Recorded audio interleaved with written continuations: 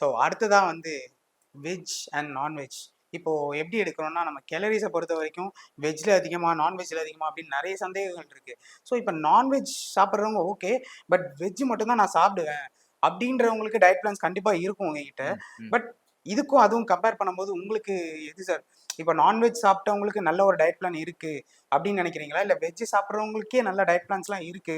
So veg சாப்பிடுறத வச்சே நம்ம இந்த நான்வெஜ் சாப்பிடுறவங்களுக்கும் அப்படியே 2த்தையுமே பேலன்ஸ் பண்ண முடியும்னு நினைக்கிறீங்களா? பேலன்ஸ் பண்ண முடியும். பட் கம்பேரிட்டிவ்லி வந்து வெஜ் நம்ம ஊர்ல இருக்கக்கூடிய வெஜ் புரோட்டீன்ல பன்னீர் எடுத்துக்கிட்டா சரி, டோஃபு, சோயா, ஸோ கிரீன் டால் இந்த மாரி ஐட்டம்ஸ் எடுத்துக்கிட்டா, அதுல வந்து புரோட்டீன் வந்து ரொம்ப கம்மியா தான் இருக்கு. Comparing to non veg. நான்வெஜ்ஜ கம்பேர் பண்ணும்போது பன்னீர் பன்னீர் அண்ட் டோஃபுல கொஞ்சம் ஜாஸ்தியா இருக்கு.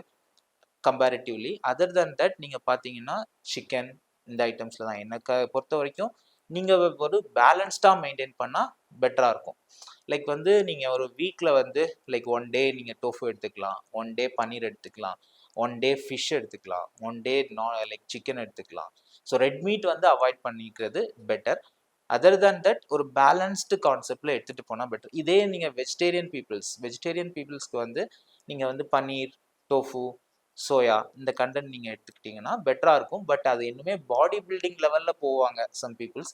அவங்களுக்கு அதோட புரோட்டீன் கன்சம்ப்ஷன் வந்து இருக்காது. இந்த கன்சம்ப்ஷன் லைக் டோஃபு அண்ட் இது கன்டினியூஸா ரெக்யர்மெண்ட் அதிகமா எடுத்துட்டு இருந்தாங்கன்னா பெட்டரா தான் இருக்கும்.